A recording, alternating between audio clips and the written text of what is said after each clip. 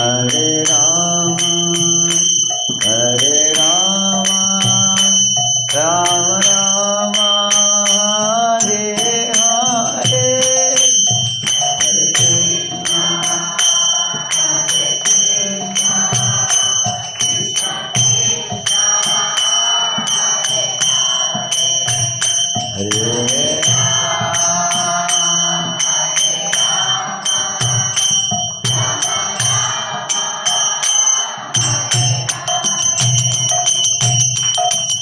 कृष्ण कृष्ण कृष्ण हरे हरे हरे राम राम राम हरे हरे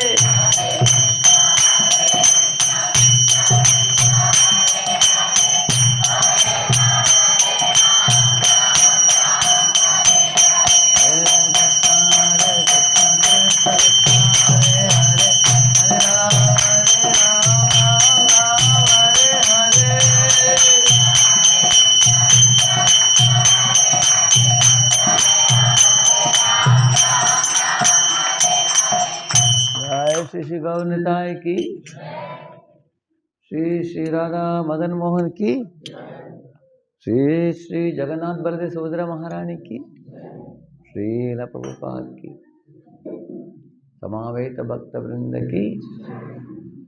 ओम अज्ञानतिमिरन्धस्य ज्ञानाञ्जनशलाकया चक्षुरुन्मीलितं येन तस्मै श्रीगुरवे नमः।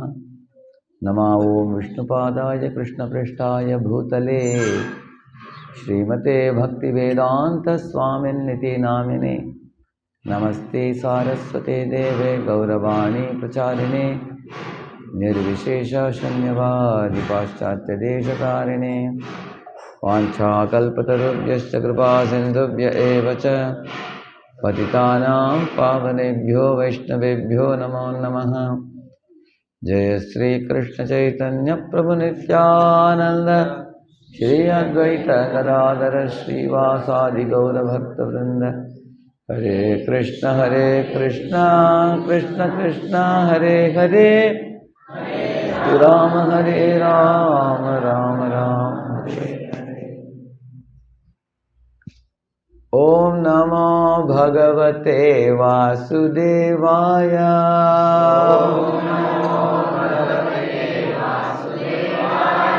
ओम नमो भगवते वासुदेवाय।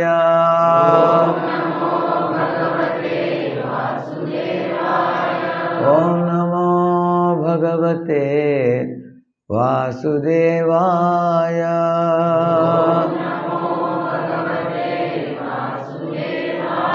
नारायणं नमस्कृत्य नरं चैव नरोत्तमं देवीं सरस्वतीं व्यासं ततो जयमुदीरये। नष्टप्रायेषु भद्रेषु नित्यं भागवत सेवया भगवत्युत्तमश्लोके भक्तिर्भवति नैष्टिकी। कृष्णाय वासुदेवाय देवकी नन्दनाय च नन्दगोपकुमाराय गोविन्दाय नमो नमः। हरे कृष्ण। इधर सम्मिलित सब भक्तों को स्वागत करते हैं संडे फीस प्रोग्राम में। आज अनेक भक्त श्रीमद् भागवतम लेने जा रहे हैं, करेक्ट? क्लास के अंत में देंगे भागवतम, ठीक है? हाँ, क्लास पूरे होने के बाद।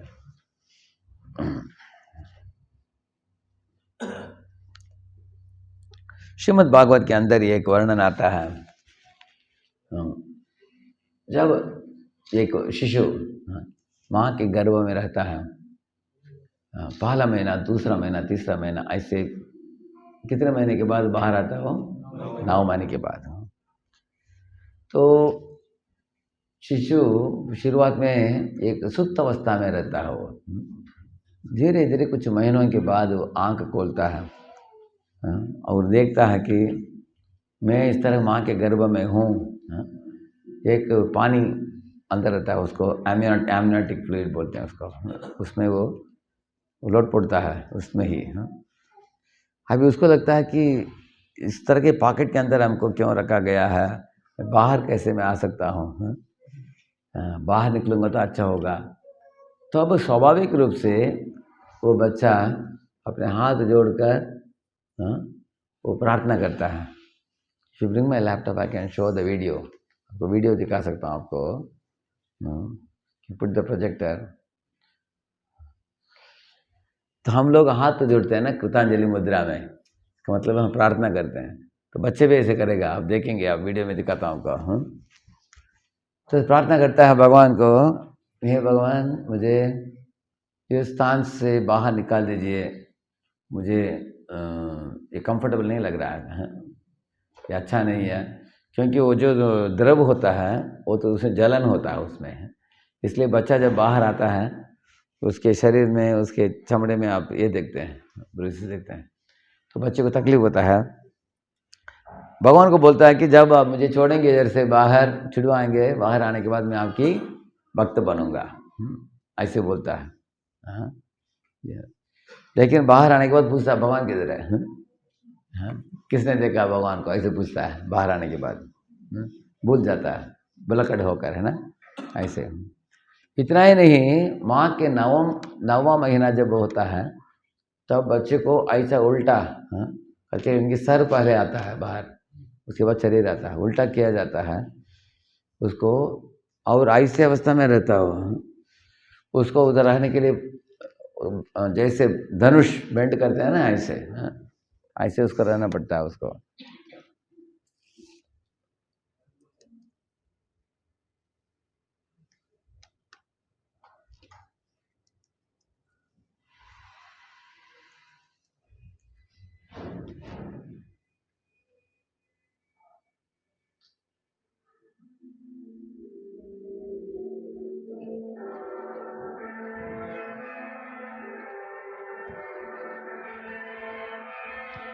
आप देखेंगे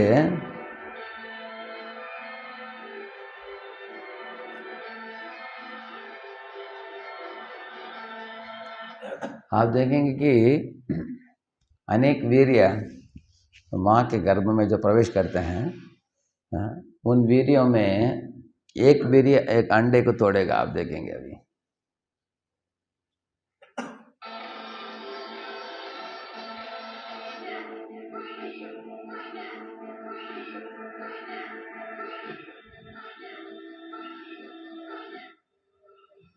देखा अभी आ रहा है ना अभी। हाँ अभी देखिए, एक तोड़ता है एक वीर्य, और वो अंडे के अंदर घुस गया, वो चला गया अभी। और बाकी किसी को नहीं छोड़ेगा, एक ही, क्योंकि एक वीर्य के अंदर एक आत्मा है, आत्मा वीर्य के द्वारा पुरुष के वीर्य से आता है, और स्त्री के उसको अंडे को थोड़ा अंदर जाता है, अभी अंदर जाने के बाद धीरे धीरे उससे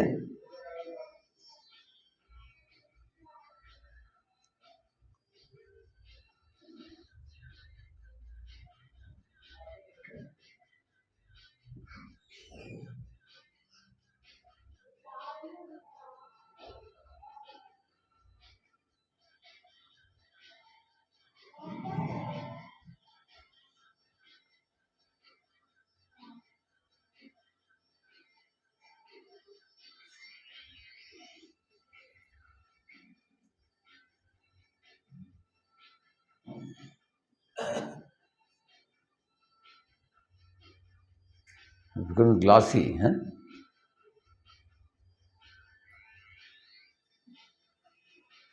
हाँ नीचे आ रहा है अभी।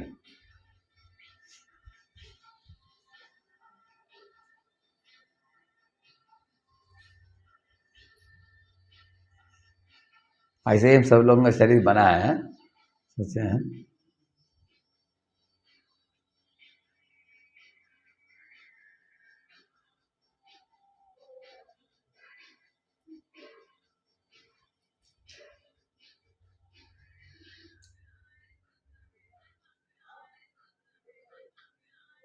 ये बच्चे का सर दिख रहा है, देखा है हमने।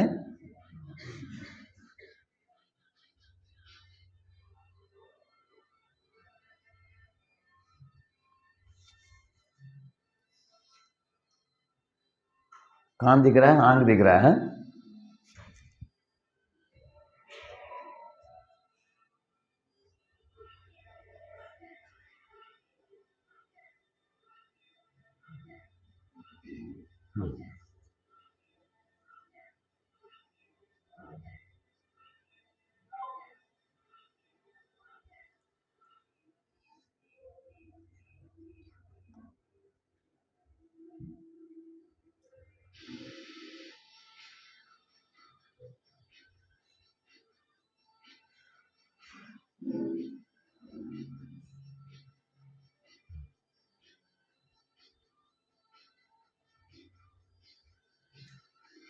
देखिए कुछ बोल रहा है, देखा आपने?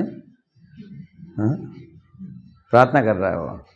हाँ देखिए इधर देखिए, हाँ कह रहे हैं, देखा ना, देखिए इधर देखिए भगवान को प्रार्थना कर रहा है वो।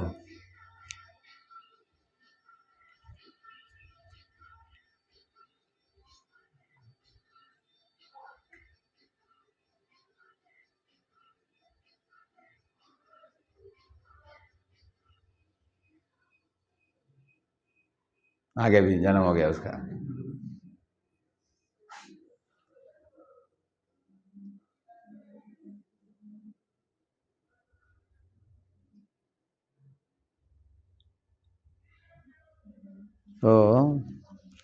तो इसके बारे में एक गीत है,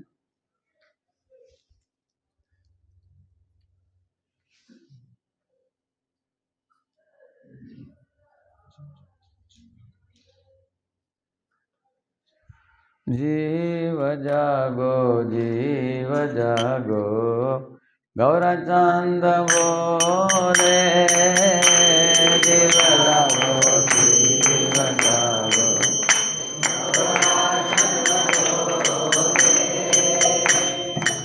निद्रा जामो माया पिशाची रखोले, निद्रा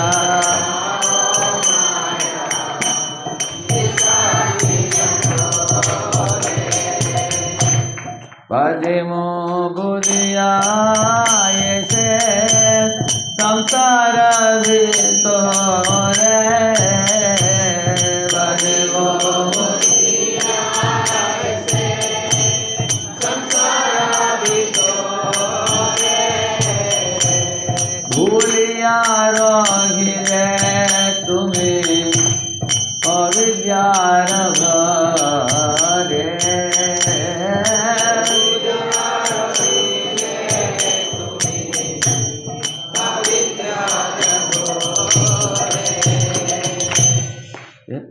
अभी तक क्या बता रहे हैं? जीव जागो जीव जागो, हे जीव उठ जाओ उठ जाओ।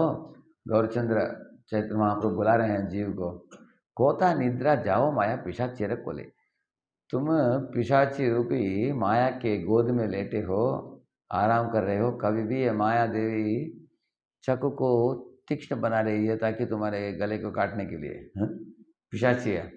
इस तरह तुम माया के गोद में लेटकर तुम अनेक यातनाओं को सामना करोगे।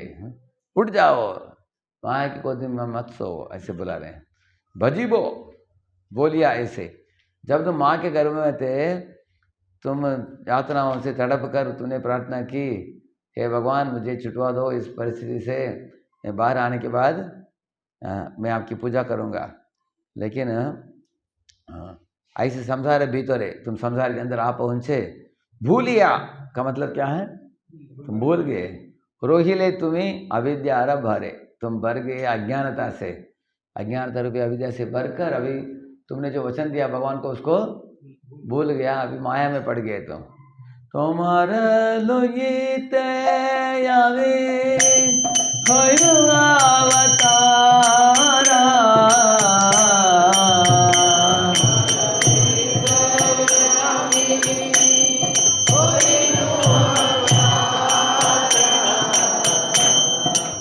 बिना बंधुआरा क्या चे तुम्हारा,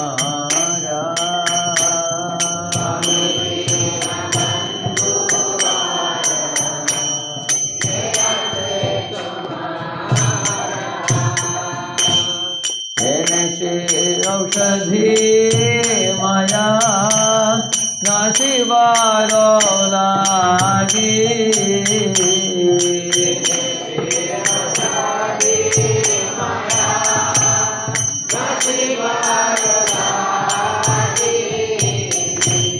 हरे नाम महामंत्र लो तुम्हें मागी, हरे नाम महामंत्र लो तुम्हें मागी। इधर बताते हैं, तुम्हारे लोहिते आमी होई ना अवतार। चैतन्य महाप्रभु बोल रहे हैं कि मैं इस दुनिया में अवतरित हुआ हूँ गौर निताई के रूप में। क्यों? तुमको इधर से लेकर वापस लौटाने के लिए। हाँ?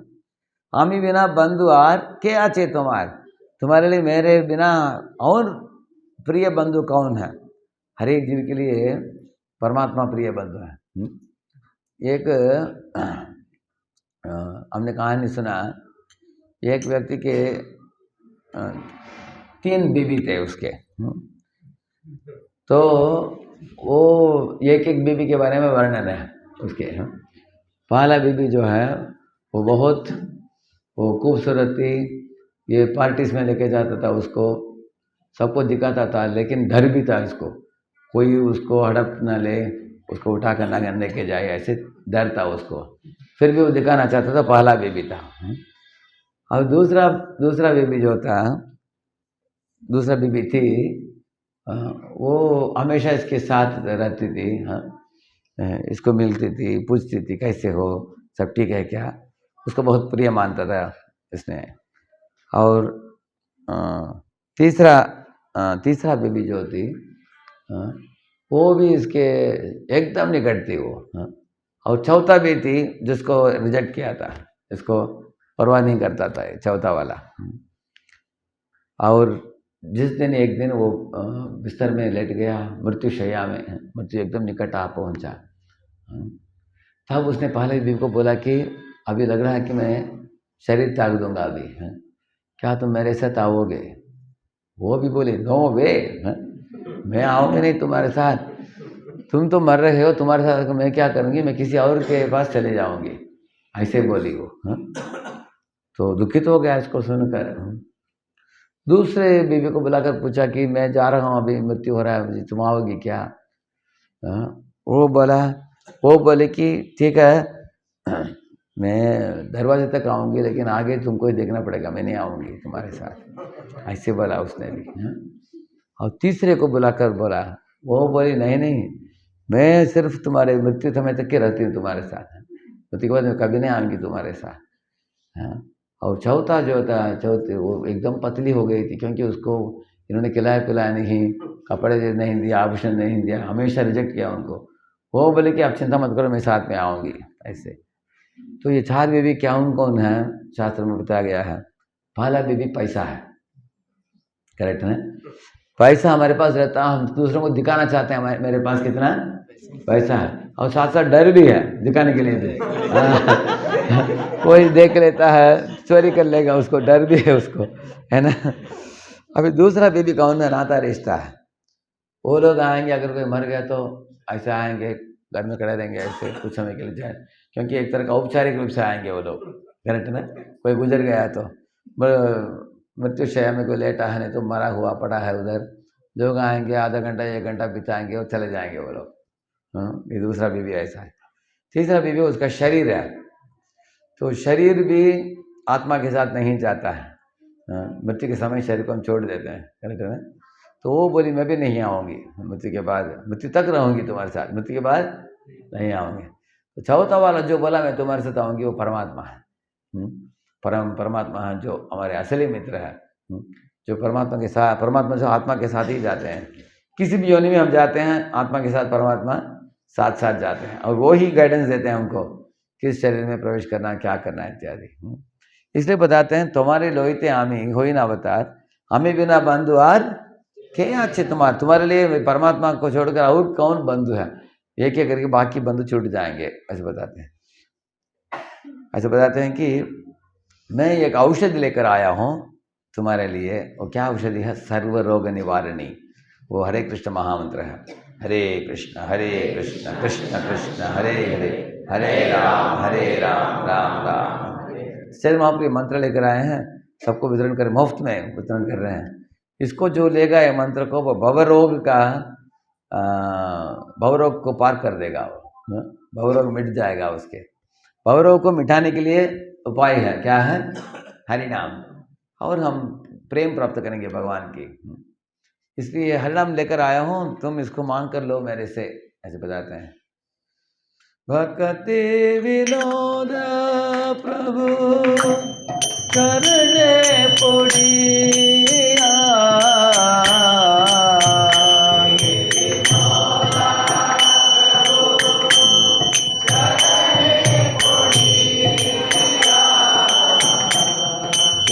हरे राम मंत्र रोइलो मगिया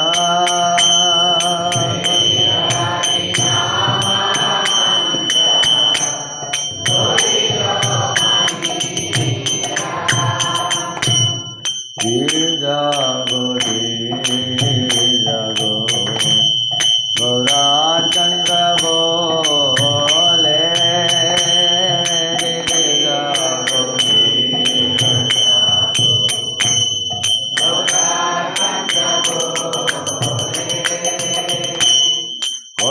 निद्रा जाओ माया चिर को ले गोता निद्रा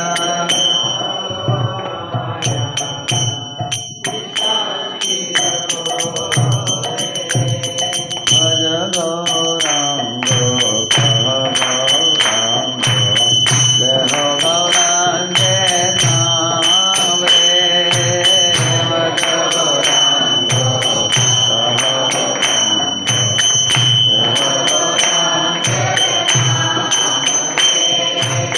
हे जना गौरंग भजे तेहाय अमर प्राण रे जना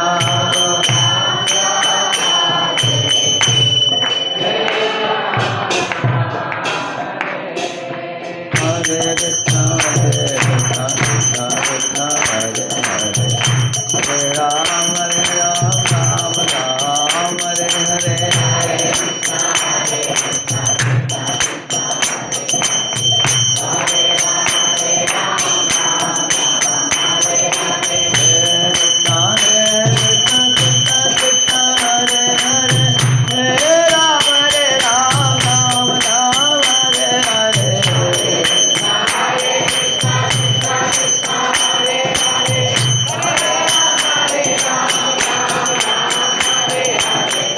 कृष्ण हरे कृष्ण कृष्ण कृष्ण हरे हरे हरे राम राम राम हरे हरे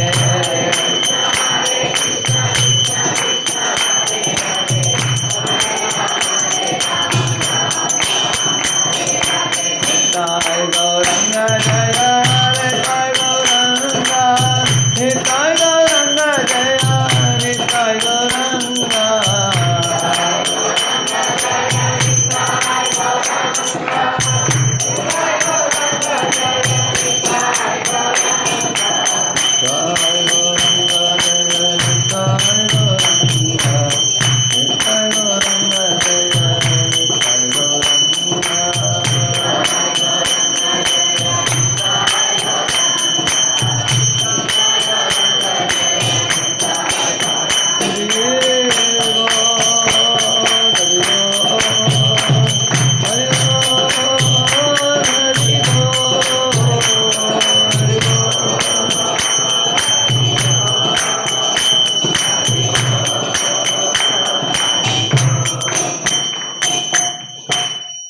गीत में हमने सुना भुलक्कड़ जीव के बारे में, लेकिन मैं और दो लोगों के बारे में बताऊंगा जो लोग भगवान को भूले नहीं।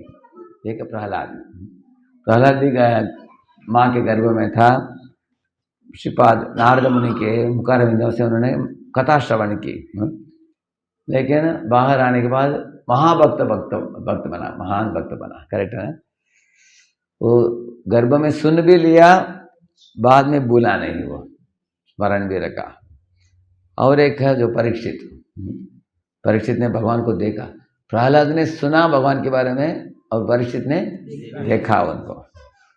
प्रहलाद ने अपने गुरु को भी नहीं देखा, गुरु की सिर्फ वाणी को सुना। इसलिए गुरु के मुखारविंदों से वाणी को सुनना बहुत इंपॉर्टेंट है, क्योंकि गर्भ में था, गर्भ तो कवरिंग होता है उसके ऊपर, देख नहीं पाया गुरु को, नारद जी को, लेकिन सुन लिया उनको, श्रवण किया सही ढंग से। श्रवण करके समझ लिया।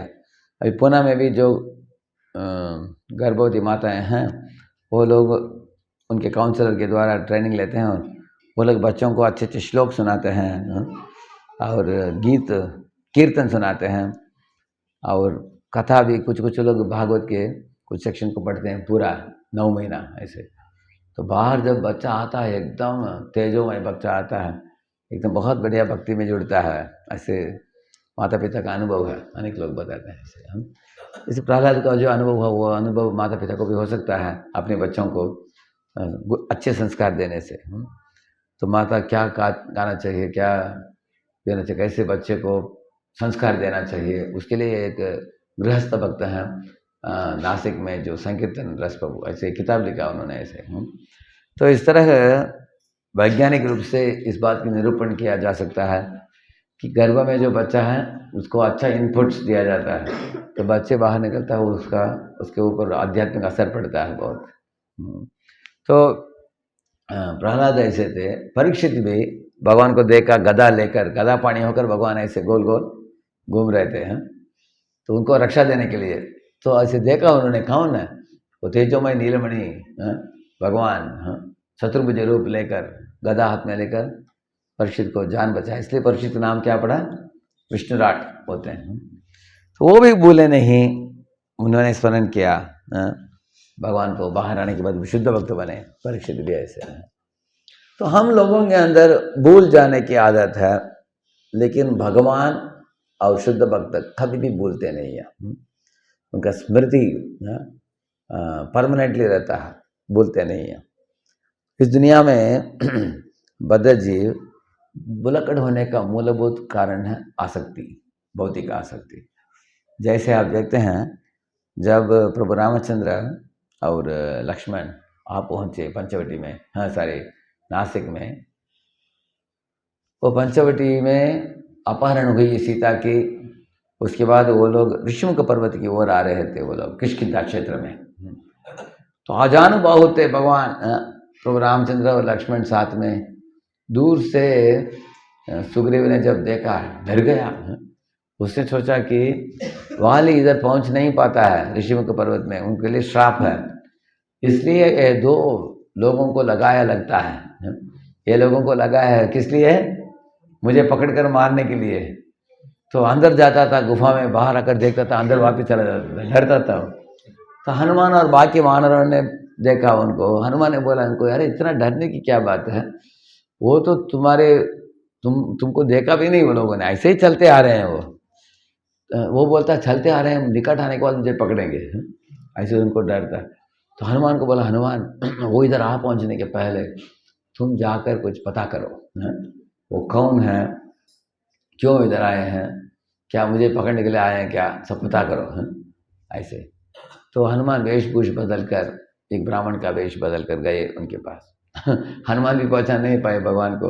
बाद में भगवान रामचंद्र ने बोला उनको, क्योंकि तुम वेशभूष बदल कर आए थे इसलिए मैंने भी मेरे सही पहचान तुमको नहीं दिया। तो बाद में उनको पता चलता है। तब हनुमान ने भगवान को बोला कि आप अपने धर्मपत्नी को खोया है और आप ढूंढ रहे हो, इधर एक सुग्रीव है उसका भी ऐसा स्थिति है, तो मैं आपको उनके साथ और दोनों को मैत्री जोड़ने के लिए मदद करूंगा, आप आइए। दोनों को जोड़ता है हनुमान। और दोनों जैसे आप जानते हैं कन्यादान देते समय अग्नि के समक्ष पति पत्नी दोनों हाथ पकड़कर अग्निवलम करते हैं, ऐसे ही प्रभु रामचंद्र और सुग्रीव का मैत्री जुड़ता है। मंत्रों का भी उच्चारण करते हैं वो लोग। मैत्री के लिए भी एक शब्द था उन दिनों में। आजकल हम लोग फ्रेंडशिप जोड़ते हैं, शादी के लिए करते हैं, कन्यादान पाणी ग्रहण के लिए। उस समय मैत्री के लिए भी तो अग्नि के समक्ष साक्षी, अग्नि को साक्षी बनाकर मैत्री जोड़ते हैं, वो भी प्रदक्षिणा करते हैं। और प्रभु रामचंद्र बोलते हैं सुग्रीव को, Sugriva the fruit of friendship is service, ऐसे बोलते हैं। मैत्री के फल क्या है, सेवा। इसलिए मैं तुमसे चाहता हूँ कि तुम बताओ तुम्हारे लिए मैं सेवा कैसे करूँ। देखिए इस दुनिया में सब लोग मानते हैं कि मैत्री की फल सेवा है, इसलिए तुम सेवा दो, ऐसे लोग बोलते हैं। लेकिन करेक्ट ना? लेकिन प्रभु रामचंद्र ने बोला कि मैत्री की फल सेवा है, इसलिए मैं सेवा दूंगा। आप बताओ क्या सेवा करूं आपके लिए। हाँ, तब सुग्रीव ने पूरा कहानी बताया अपना। हाँ, क्या हुआ अबाली से। वो लंबी कथा मैं नहीं बताऊंगा आपको, अभी आगे का कुछ हम बताने जा रहे हैं। हाँ? तो वो सब बोलने के बाद बोला कि वाली इधर नहीं आ सकता है क्योंकि ऋषि को उसके लिए श्राप है, इसलिए मैं इधर ठहरा हूँ। हाँ? और मेरा आपसे विनती है कि अगर मेरी धर्मपत्नी रूमाती है, उसको उसने ले लिया है, आप उसको वापस लौटाएंगे तो बहुत अच्छा होगा। इतना ही अपेक्षा था उसका, सुग्रीव का। सुग्रीव को इच्छा नहीं थी कि मैं राजा बन जाऊं, उस समय उसकी अपेक्षा नहीं थी, सिर्फ पत्नी को लौटाना था बस। हाँ। तो प्रभु रामचंद्र ने वचन दिया उनको, मैं करूँगा ये तुम्हारे लिए ज़रूर। हाँ। तो उसके बाद उसने भी वचन दिया रामचंद्र जी को अग्नि के समक्ष, बोला कि मैं भी आपके धर्मपत्नी सीता माता को खोजने में मदद करूँगा, खोज ढूंढ निकालने के लिए। लेकिन क्या हुआ उसके बाद, अनेक चीज़ हुए। उसके बाद वाली का वध हुआ, सुग्रीव को इसमें राजस्व पदवी में बिठाया गया। और उस समय भगवान ने देखा आसमान में बारिश बरसने लगी, और जून का महीना था, वो चतुर्मास चालू हो गया। तब सुग्रीव को बोला भगवान ने चतुर्मास बीतने दो, उसके बाद हम ढूंढने का प्रक्रिया शुरू करेंगे हम। तो उन 4 महीनों में सुग्रीव एकदम भोग विलास में पढ़कर बलक्कड़ हो गया पूरा, क्योंकि राज्य पदवी मिल गया और शराब पीता था। अनेक बंदर, स्त्री बंदर थे, उनके साथ भोग विलास किया, और राज पदवी मिलने के कारण एक तरह का नशा चढ़ गया उसको। 4 महीना भी हो गया और 20 दिन भी बीत गया। शरद ऋतु शुरू हो गया, आसमान में सूर्य चमक रहा था, और धरती एकदम, धरती के ऊपर कोई चल सकता था, ऐसा नहीं कि बारिश इत्यादि पानी सब सूख गया था, सब ठीक था अभी जाने के लिए। तब प्रभु रामचंद्र ने लक्ष्मण को बुलाया, बोला लक्ष्मण ये वानर भूल गया, वचनबद्ध नहीं रहा। लगता है कि देखो किसी को राज्य पदवी मिल जाता है, भोग विलास में पड़ता है इंसान, सब भूल जाता है दुनिया को। इंद्रिय तृप्ति करते समय जल्दी बीतता है, धीरे से बीतता है, एकदम जल्दी। 4 महीने 4 मिनट जैसे बीत गया, जल्दी ऐसे।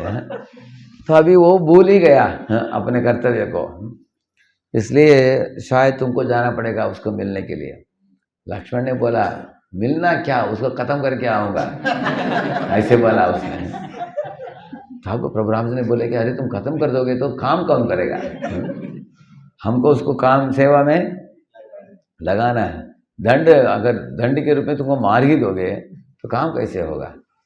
तब लक्ष्मण को भी लगा हाँ सही बात है, ठीक है उनको जिंदा छोड़ूंगा, कम से कम डांटूंगा लेकिन जिंदा छोड़ूंगा, और देखेंगे वो लगेगा कि नहीं, सेवा में नहीं लगेगा तो छोड़ूंगा नहीं उसको। तो लक्ष्मण जब गए किष्किंधा क्षेत्र में, तब बंदरों ने देखा कि ये कौन ऐसे व्यक्ति एकदम नाराज होकर, आग बबूले होकर आ रहा है, धनुष बाण लेकर आ रहा है। सब बंदर बड़े बड़े पत्थर उठा लिया उनके साथ लड़ाई करने के लिए, लेकिन लक्ष्मण से मुड़कर देखते थे उनको, पत्थर ड्रॉप करके भाग जाते थे। उसको देख कर ही डर गए बंदर सब, जाकर शिकायत करने लगे अपने बड़े लीडर्स को। ऐसे भूमि में, धरती में जब लक्ष्मण पांव रखा, भूम भूम ऐसे कांप रहा था भूमि भी। तो वो राजमहल के समक्ष खड़े होकर उन्होंने वो धनुष का धागा जो उसको, उसे आवाज उठाया, धार धार धार धार ऐसा आवाज। तो सब लोगों के शरीर कांपने लगा। तो उस समय वो सो रहा था, कौन, सुग्रीव लेटा हुआ था, शराब पीकर ऐसे लेटा था, आंखें लाल लाल थे ऐसे हैं, कोयला जैसे हैं। तो तब मंत्री लोग भागते हुए गए, उनको उठाया, बोला कि उससे पूछा आवाज क्या आ रहा है अभी। बोला आवाज लक्ष्मण का आवाज है, लक्ष्मण का धनुष का आवाज है। लक्ष्मण क्यों आया है। तब हनुमान बोला आपको मारने के लिए आया है। बोला ऐसे उठ जाओ, आप उठ जाइए। बोला कि मारने की मूड में है वो, इतना नाराज होकर आया है अभी। तो तब बैठ गया सुग्रीव, लेकिन वापस लेट गया दूसरे साइड में। बोला कि मंत्रियों को बोला तुम जाकर देखो। तब मंत्री लोगों ने बोला कि हमको भी डर है देखने के लिए उसको। तब हनुमान बोला देखिए आप लापरवाही मत बनिए, क्योंकि आप राजा हो, आपने अपने कर्तव्य को भूल गया इसलिए वो आया है। तब सुग्रीव ने सोचा कि मैं जाऊंगा तो पता नहीं मार ही देगा मुझे, तो मैं तारा को भेजता हूँ। तारा को सामने भेजा, तो तारा बाहर आई। तारा को देख कर तुरंत लक्ष्मण अपने सर नीचे डाल दिया। उसके आंखों में आंख देखा नहीं उसको। तो तारा तब बोल रही थी, देखिए इस दुनिया में देखा जाता है कि जो कभी कभी बड़े बड़े ऋषि मुनि भी पतन हो जाता है उनका, विश्वामित्र, सौबरी मुनि इत्यादि लोगों का। ये क्या साधारण बंदर है सुग्रीव। तो दूसरे वानरों के साथ भोग विलास में भूल गया अपना कर्तव्य।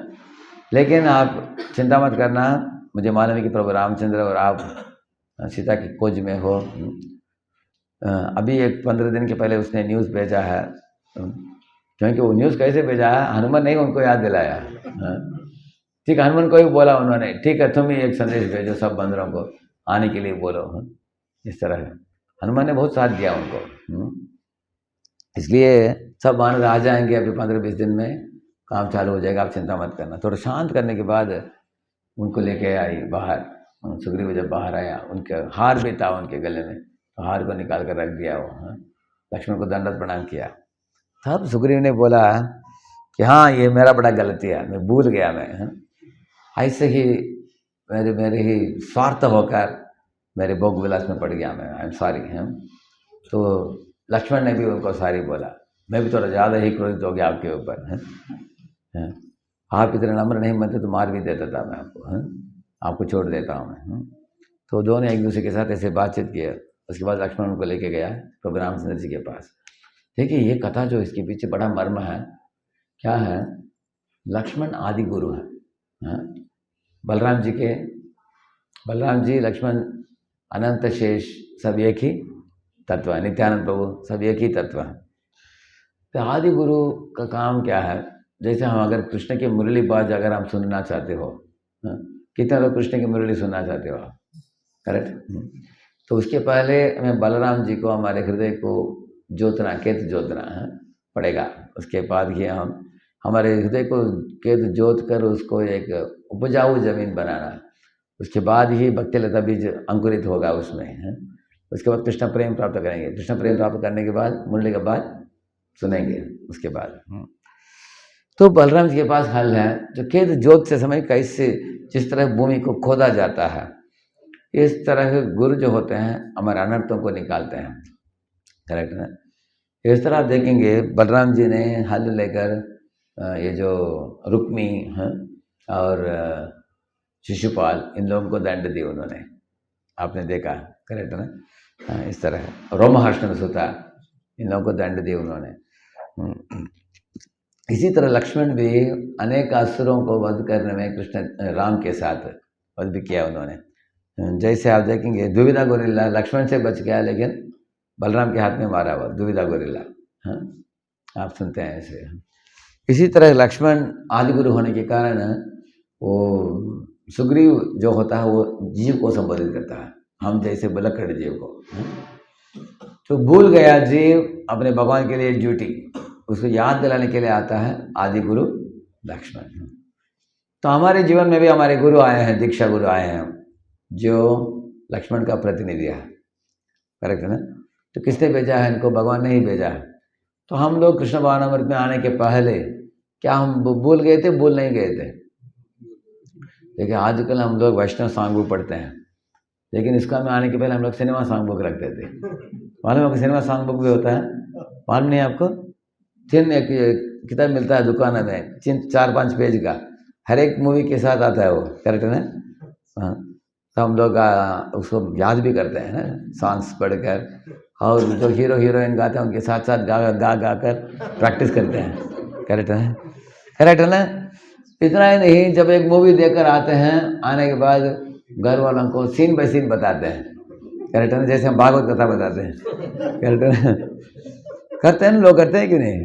हाँ, तो हीरो ने क्या किया, हीरोइन ने क्या किया, उसके बाद जोकर ने क्या किया, ये सीन क्या था, वो सीन क्या था, घंटों घंटे बात करना, गप्पा मारना, करेक्ट है। तो ये हम आए में पढ़े थे कि नहीं? लेकिन जब हमारे गुरु आए हमारे जीवन में, तो उन्होंने जैसे जो आवाज़ किया, उन्होंने धाड़ धाड़ धाड़ आवाज़ किया ना, वो गुरु के चास्टाइजमेंट है। गुरु की जो शिक्षा सुनकर, श्रवण, उनके प्रवचनों का श्रवण करके सुप्त अवस्था में जो हम थे हमको जगा दिया उन्होंने। अब जगाने के बाद हमारी परिस्थिति पूरा बदल गया। अभी हम जिम्मेदार बन गए। कैसे? अभी सिनेमा के सॉन्ग बुक के बदले वैष्णव सॉन्ग बुक आ गया हाथ में, क्या ना। अभी सिनेमा की कथा के बदले अभी भागवत आ गया हाथ में। इसलिए भागवत में एक श्लोक है 3 स्कंद के 15वें अध्याय में, यन्न व्रजन्त्यगविदो रचनानुवादात् शृण्वन्ति येन्य विषयाको कथामतिग्निः यास्तु श्रुतः हतभगैर्नृभिरात्तसारास् तां स्तां क्षिपन्ति अशरणेषु तमस्सु हन्तः। इस श्लोक में बताया गया कि जो लोग भगवान के लीला कथा इत्यादि का श्रवण ना करते हैं वो लोग कुकथा का श्रवण करते हैं। कुकथा का मतलब है जो बनावटी कथाओं का श्रवण करते हैं, जैसे बैटमैन, ही मैन, स्पाइडरमैन, नहीं तो मिकी माउस, ऐसे इन चीज़ों का, वॉल्ट डिज्नी स्कैम्प, इन चीज़ों का, तो एसएल वर्ल्ड, डिज्नी वर्ल्ड, इन चीज़ों में वो लोग जुड़ते हैं। ऐसे बनावटी कहानियों को पढ़ने और बनावटी कहानियों को सुनने में पढ़ने में शुद्धिकरण है क्या? कोई शुद्धिकरण नहीं है, समय की बर्बादी है। इसलिए उसको बोलते हैं टाइम पास। टाइम पास बोलते हैं। अरे तुम टाइम पास करो नहीं करो, टाइम पास हो जाता है। अगर ट्रेन में बैठे हैं टाइम पास नहीं होता है क्या? वो मैगजीन पढ़ने से पास होता है? ना पढ़ने के बाद भी पास हो जाता है। तो वो शुद्धिकरण नहीं करता। लेकिन भागवत, महाभारत, रामायण इत्यादि पढ़ना चित्त को शुद्धिकरण करता है।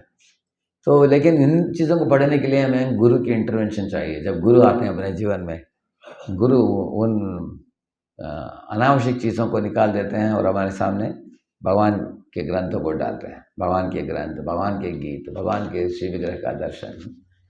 तो हमारे विद्यार्थी लोग भी उनके कमरे में जाओ, भक्त बनने के पहले बड़े बड़े पोस्टर हैं सिनेमा एक्टर्स का, एक्ट्रेसेस का, ऊपर से नीचे तक ऐसे ऐसे। अभी उसको निकाल दिया, अभी विश्वरूप दर्शन लगा दिया अभी भगवान कृष्ण के अभी पिक्चर। तो पहले जो सिनेमा एक्टर एक्ट्रेस का बड़ा पिक्चर लगाते थे, अभी कृष्ण का बड़ा पिक्चर लगा रहे हैं। करेक्ट है? बदलावट आए कि नहीं? बहुत बड़ा क्वालिटी चेंज आ गया उनके जीवन में। तो सुग्रीव को भी ऐसे ही उन्होंने जगाया, आदि गुरु बलराम जी, लक्ष्मण जी, उनको जगा कर सही पथ में लाया। और उसके बाद वो कर्तव्यपरायण हो गया। वो कौन? सुग्रीव। हाँ, उसके बाद उसने किया अपना सेवा भगवान को मिलकर, हनुमान, अंगद इत्यादि को भेजकर, ढूंढकर सीता को ढूंढे, सब किया। उसके बाद इसका मतलब हर एक जीव सुधर सकता है। बलकर जीव को वापस जो विस्मृति हुआ है उसको स्मरण दिया जा सकता है। स उत्तम श्लोक महन्मुखच्युतो भगवत्पदाम्भोज सुधा कर्णानिलः स्मृतिं पुनर्विस्मृत तत्पवर्त्मनां को योगिनां नो वितरत्यलंबरैः। ऐसे पृथु महाराज बताते हैं भगवान विष्णु को, बोलते हैं स उत्तम श्लोक महन्मुखच्युतो, महात्मा पुरुषों के मुख से, चितक का मतलब है गिरने वाली, मधु बोलते हैं। क्या है मधु? भगवान की लीला कथा। उस लीला कथा के मधु को हम कानों के द्वारा श्रवण करते हैं। स्मृतिम पुनर्विस्मृत तत्व वर्तमान, विस्मृति चला जाता है और पुनः स्मृति आ जाता है, ऐसे बताते हैं। ये कथा का महिमा है। अगर कथा श्रवण करता कोई ध्यान पूर्वक, विस्मृति चला जाता है। सब लोग पीछे बोलिए, एक श्लोक बोलेंगे हैं। मुकुंद मूर्धना प्रणिपत्य याचे भवन्तमेकान्तमियन्तमर्थम् अविस्मृतिस्त्वच्चरणारविन्दे भवे भवे मेस्तु भवत्प्रसादात्।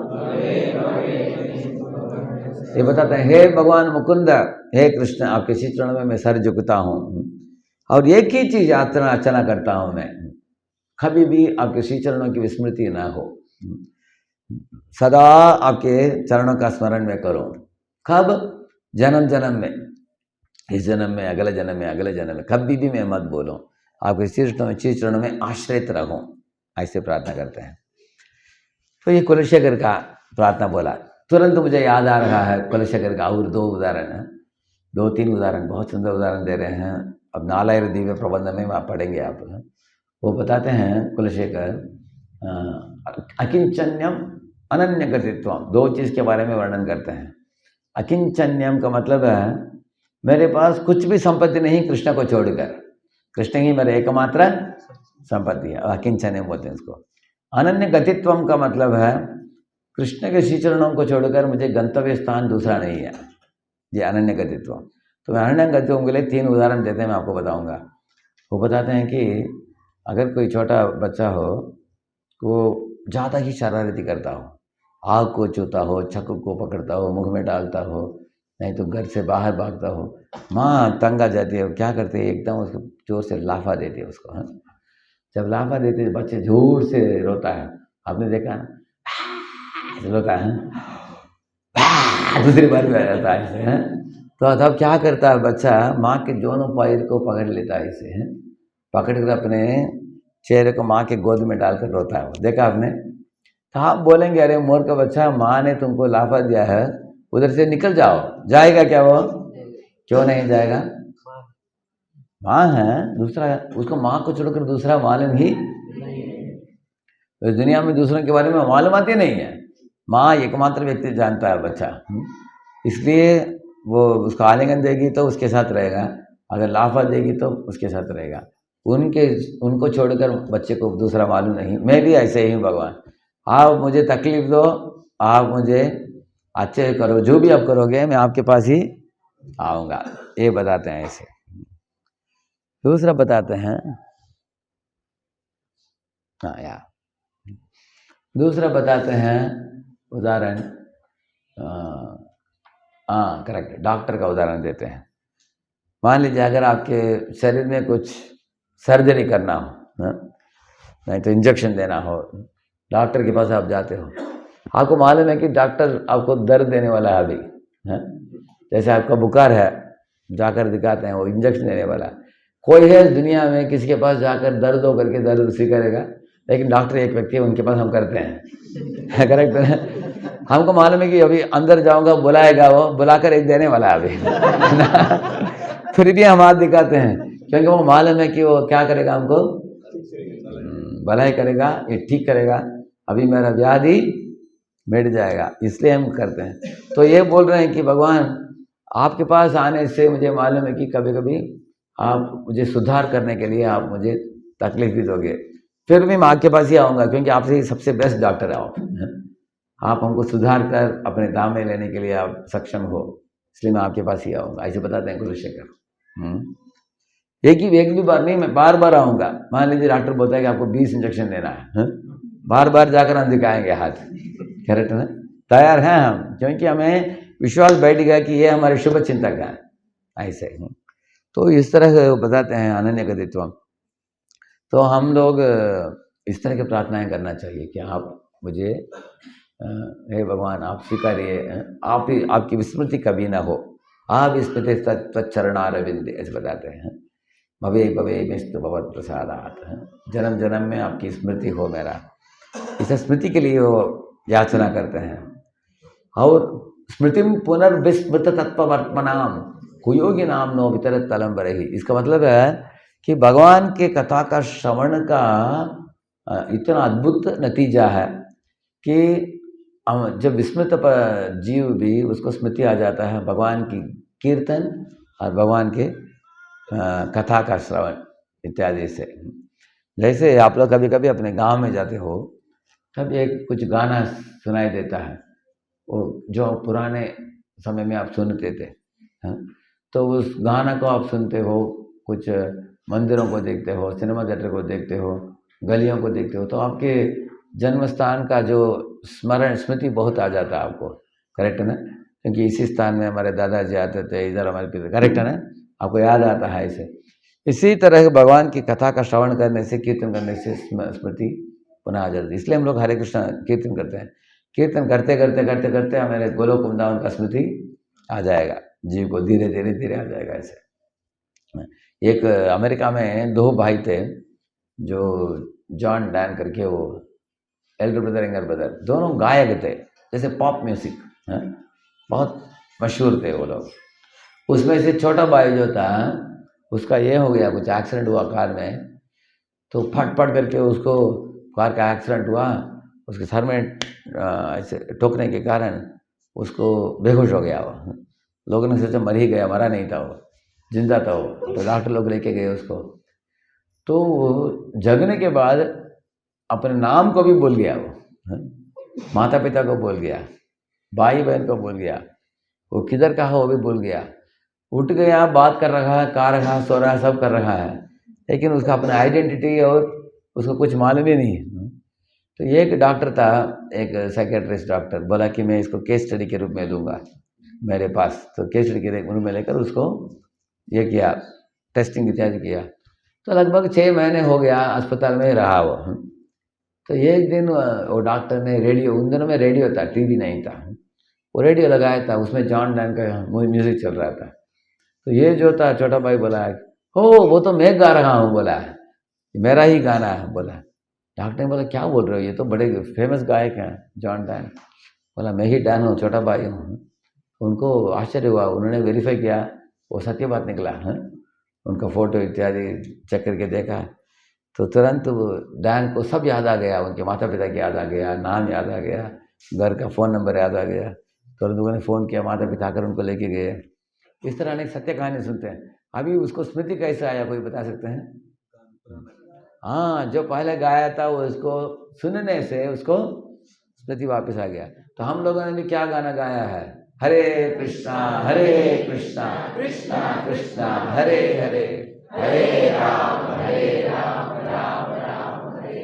तो इसलिए हरे कृष्णा कृष्णा कृष्णा हरे हरे, हरे राम राम राम हरे हरे, हरे Krishna Krishna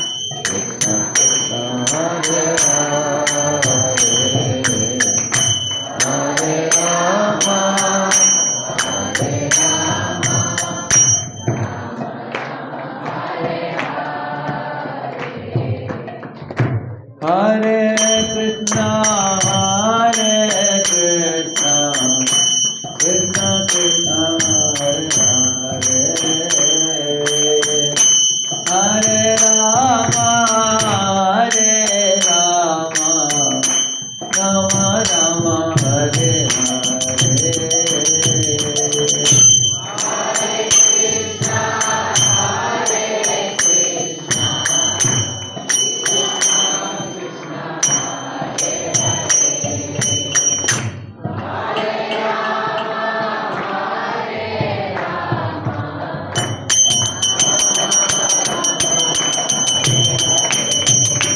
Hare Krishna, Krishna Krishna, Hare Hare,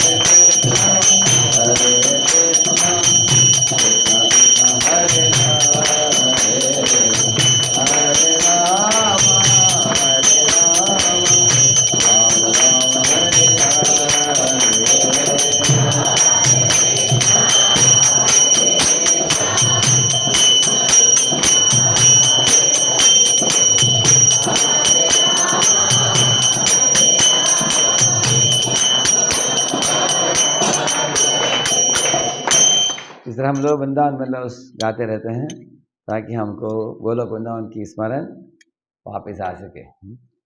धीरे धीरे इस तरह कीर्तन को गाना, कथा का श्रवण करने से स्मृति पुनर्विस्मृत तत्वर्त्मनाम ऐसे बताया गया। और लास्ट में एक पॉइंट बोलकर प्रश्न को विराम देंगे। चौथे अध्याय में भगवद गीता में अर्जुन एक प्रश्न पूछता है भगवान कृष्ण को, अपरम भवतो जन्म परम जन्म विवस्वतः कथमे तत्पिजानेयां कमादो प्रोक्तवान इति। हे कृष्ण, ऐसे कैसे आप बोल रहे हैं कि आपने विवस्वान को ज्ञान दिया, ये भगवद्गीता का ज्ञान करोड़ों साल के पहले, आप और मैं हम दोनों एक ही समय में जन्मे हैं, तो मैं कैसे समझ सकता हूँ कि आपने पुरातन काल में विवस्वान को यही ज्ञान दिया। तब भगवान क्या बोलते हैं मालूम है?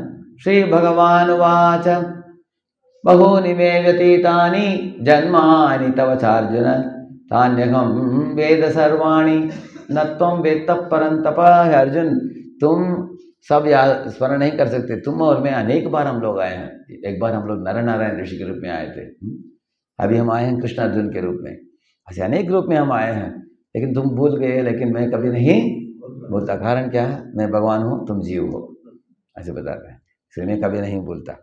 तो उसका मतलब भगवान भी कभी बुलकड़ नहीं बनते, भगवान हमेशा उनका स्मरण रहता है।